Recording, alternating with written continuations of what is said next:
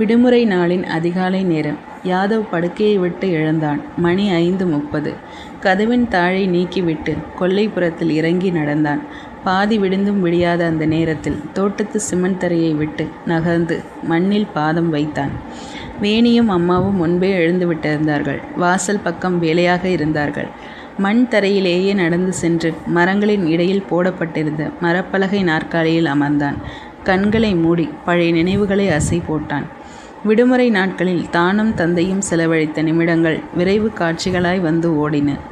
இந்த பெஞ்சில்தான் தோட்டத்தை சீர் செய்துவிட்டு நானும் அப்பாவும் வந்து அமர்வோம். நான் கண்மூடி தலையை பின்பக்கம் சாய்ந்து அமர்ந்திருப்பேன். அப்பா தோளில் கை வைப்பார். சிரித்து கொண்டே அப்பாவின் பக்கம் திரும்பி எதையாவது பேசி கொண்டிருப்பேன்.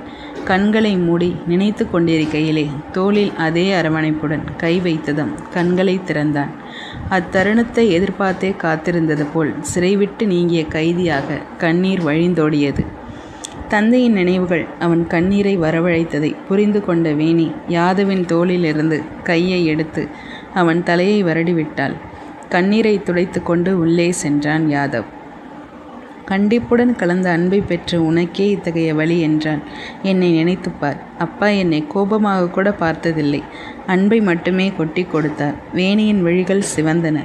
கண்ணீர் வற்றி போய்விட்டது. இனி நீ மரண வழி கொண்டு தவித்தாலும் என்னால் வர இயலாது என மறுப்பு காட்டும் விதமாய் விழி கோபத்தினை சிவப்பாய் காட்டியது. எத்தனை நேரம் இப்படியே சென்றதோ. நினைவு வந்து உள்நோக்கி எழுந்து சென்றாள். யாதவ் குளித்து முடித்து எங்கோ கிளம்பிவிட்டான். தெருவில் நடந்தான். தூரத்தில் விளக்கின் வெளிச்சம் தெரிந்தது. அத்திசையை நோக்கி நடந்தான். அது யாதவின் பள்ளித்தோழனின் தாய் வைத்திருக்கும் சிற்றுண்டி கடை. அது முன்பு அவன் தந்தை பொறுப்பில் இருந்தபோது சென்றது. அவன் தந்தை வெளியூர் சென்று வருடக்கணக்கானதால் அவன் தாயார் பார்த்து கொள்கிறார். அவர் கணவரால் வர இயலாது. பணம் மட்டும் அனுப்புவார். நண்பன் படிப்பு செலவுக்காக பெற்ற கடனை எல்லாம் அடைத்தார்கள். அவன் தந்தை பொறுப்பில் இருந்தபோது யாதவும் அவன் தந்தையும் அடிக்கடி அங்கு செல்வார்கள். அவர்கள் எப்போதும் முன்வரிசையில் உள்ள மேசையில் உள்ள நாற்காலிகளில்தான் அமர்வார்கள். யாதவின் நண்பன் கடையில் இருந்தான். யாதவை பார்த்து புன்னகைத்தான். இருவரும் ஒருவரை ஒருவர் விசாரித்து கொண்டார்கள். யாதவ் தன் தந்தையோடு அமரும் இடத்தை நெருங்கி அமர்ந்தான். புரிந்து கொண்ட நண்பன் யாதவை தனிமையில் விட்டு நகர்ந்தான். யாதவ் தன் தந்தை உறக்கச் சிரிக்கும் சத்தத்தை கேட்டுக்கொண்டே பேசும் தருணங்களை அசை போட்டான். சொல்லிக் கொள்ளாமலே எழுந்து தெருவில் நடக்கத் தொடங்கினான். திடீரென்று மழை பொழியத் தொடங்கியது. மழை தூறல்கள் மண்ணில் விழுந்து கலந்து வாசனையை கிளறியது. பூக்களில் விழுந்தும் சிதறியது. மழை பெய்தால் கூட அசரமாட்டோம். கைகோர்த்து நடப்போம். மழையும் பெய்கிறது. நானும் இருக்கிறேன். கோர்த்து கொள்ளும் உங்கள் விரல்கள் எங்கே அப்பா? மழையினூடே அவன் கண்ணீரும் வழிந்தோடியது. மழை நீரில் கண்ணீர் தனித்து தெரியாது. ஆனால் உனக்கு தெரியுமே அப்பா. எத்தனை கவிதைகள் சொன்னாலும் அனுபவம் தரும் சிலாகிப்பு அப்பா. தூறலாய் குறைந்த மழையில் நனைந்து கொண்டே நடந்தான். தூரத்தில் ஒரு வீட்டில் கூரையிலிருந்து சமையல் புகை வெளியேறி கொண்டிருந்தது. தூறலில் புகையும் சமைக்கும் வாசனையும் புகையின் வாசனையும் மண் வாசனையும் மகரந்தம் கரைந்த மலர்களின் வாசனையும் மனதிற்கு ரம்மியத்தை கொடுக்க வல்லன. ஆனால் இத்தருணம் என்னுடன் ரசித்து நடைபோட அழகு கவிதையாய் சித்தரிக்க நீ இல்லை அப்பா. இன்று அப்பாவின் முதல் திதி. அப்பா இறந்து 1 வருடம் முடிந்து விட்டது. இன்னமும் நம்ப முடியவில்லை. அப்பா இறக்கவில்லை என்று இன்னமும் நம்புகிறான். வளர்ந்தாலும் பிள்ளைகள் தாய் தந்தையர் விஷயத்தில் குழந்தைகள்தான். நடந்தே வீடு வந்து சேர்ந்தான். எல்லா சடங்குகளும் நடந்தது. அதன் பின் 1 வாரமும் இவ்வாறே நகர்ந்தது. கிருஷ்ணாவின் தந்தை நலமடைந்து விட்டார். ராகேஷும் கிருஷ்ணாவும் கையோடு சுலக்ஷனாவின் திருமணத்தை முடித்துவிட்டு செல்லலாம் என்று முடிவு செய்தனர். மாதவன் தமேந்தி இருவரும் அதை ஒப்புக்கொண்டனர். ஏற்கனவே நாட்கள் ஓடிவிட்டது. இன்னும் 2 வாரங்கள் தான் இருக்கிறது என்று திட்டமிட்டு வேலைகளை பிரித்து கொண்டனர். முழுக்க முழுக்க மேனுவின் ரசனைப்படி திட்டமிடப்பட்டது. பத்திரிகை அச்சிடு கொடுக்கப்பட்டு விட்டது. கிருஷ்ணாவும் ராக்கியும் மேனு கொடுத்த லிஸ்ட் படி பொருட்களை சேகரித்தனர். ஒப்பந்தப்படி மண்டபம் சமையல் என எல்லாம் முடிவு செய்து முன்தொகையும் கொடுத்தாயிற்று. பத்திரிகை கொடுக்க லிஸ்ட் மட்டும் தயார் செய்ய வேண்டும்.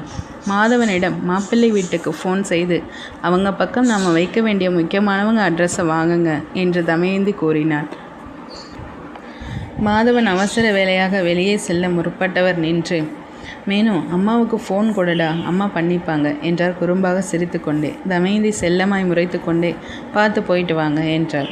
அக்கறையுடன். மேனு ஃபோன் போட்டே அம்மாவிடம் கொடுத்தாள். அம்மா பேசினார். அட்ரஸ் எழுதி கொண்டார். பத்திரிக்கை நாளை பதிப்பகத்திலிருந்து வாங்கிட்டு வந்ததும் ஒரே நாளில் அட்ரஸ் போட்டு ஒரு வாரத்தில் கொடுத்து முடிக்கணும் என்றாள். அம்மா கவலைப்படாதீங்க, நான் அப்பா ஒரு பக்கம், அண்ணா கிருஷ்ணா ஒரு பக்கம், நீங்கள் நம்ம பக்கத்தில் இங்கே உள்ளவங்களுக்கு கொடுங்க, 3 நாளில் முடிச்சிடலாமா? நமக்கு சொந்தக்காரங்க தெரிஞ்சவங்களாம் ரொம்ப கம்மி, சீக்கிரமே முடிச்சிடலாம் என்றார். மேனகாவின் தலையை கோதிவிட்டால் தமயந்தி. கிருஷ்ணாவும் ராகேஷும் வந்தார்கள். மறுநாள் காலை சுதர்சனின் அப்பா அம்மா வந்தார்கள். அவர்களை வரவேற்று உபசரித்தார்கள். சுலக்ஷனா மாடியிலிருந்து இறங்கி வந்தாள். வணக்கம் தெரிவித்தாள். அவர்கள் பத்திரிகை வைக்க வந்திருந்தார்கள். இருவரும் பத்திரிகை வைத்துவிட்டு சிறிது நேரம் இருந்துவிட்டு சென்றனர். சுலக்ஷனா வெளியில் கிளம்புவதாக சென்றாள். எல்லாத்துக்கும் முன்பணம் கொடுத்தாச்சு, பத்திரிக்கையும் சாயங்காலம் வந்துடும் அத்தை, மற்ற பொருள் எல்லாம் 2 நாளில் வீட்டுக்கு வந்துடும் என்று வேலைகளை லிஸ்ட் போட்டான் கிருஷ்ணா.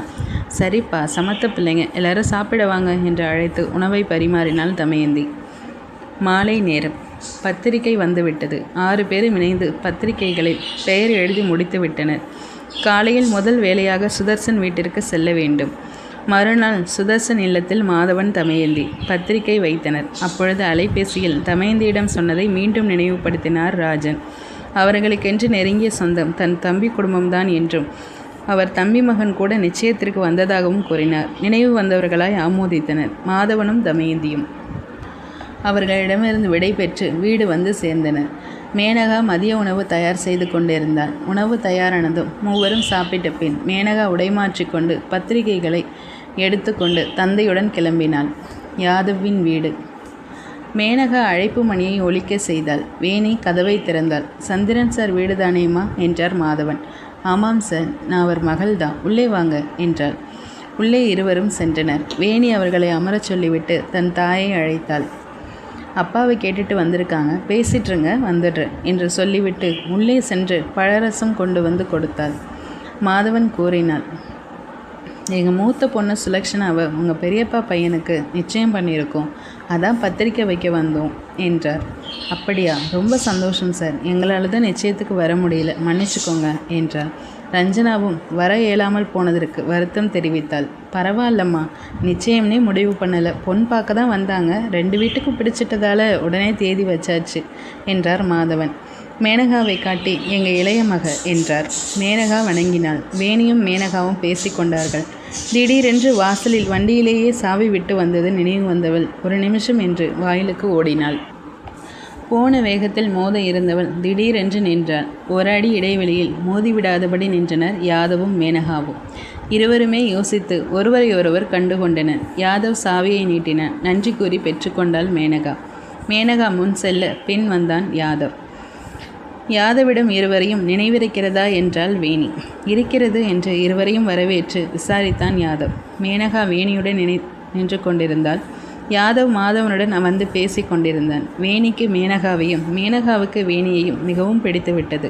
நெருக்கமான தோழிகள் விடைபெறுவது போல் விடைபெற்றனர். மாதவனும் மேனகாவும் வரும் வழியில் பேசிக்கொண்டே வந்தனர். மேனகா, அப்பா. மாதவன், என்னம்மா?